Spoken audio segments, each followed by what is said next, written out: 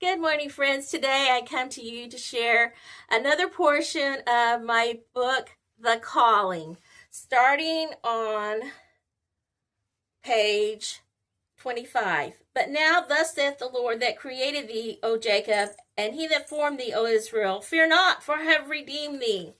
I have called thee by thy name, thou art mine.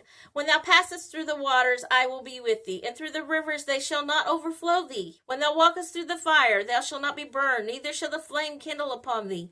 For I am the Lord thy God, the Holy One of Israel, thy Savior. I gave Egypt for thy ransom, Ethiopia and Seba for thee. Isaiah 43, 1-3. A few months after our daughter was born, we had a special dedication service, giving her back to the Lord and praying that God would always be in her life and use her. When she was 9 months old, it was December, and Christmas was just a few days away.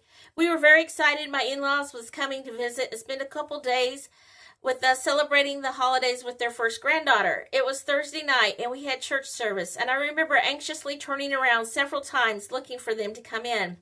They had a long 8-hour drive to come see us. Finally, they arrived in the middle of the service. Afterwards, they came home with us, and we visited and caught up with each other. We had not been in bed long when we heard sirens blaring throughout the town not far away. Then, not long afterwards, a knock came at the door. It was in the wee hours of the night. It was someone from our church. My husband had actually been the one to go to the door at that hour. Someone had broken into our church and had set it on fire. Those sirens had been for our church. Everything inside had went up in flames. There was only a shell of a church left. It was unbelievable.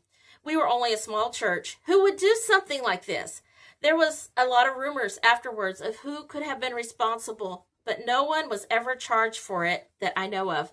There was one inspirational sign at the front that I loved. It had not burned, and it said, "No one ever failed. They just stopped trying." Someone had claimed it quickly, but those words are still in my head, and ironically, I didn't realize that is just what I had done concerning missions, thinking I had failed. I had stopped trying, stopped praying over it, stopped pursuing the next step.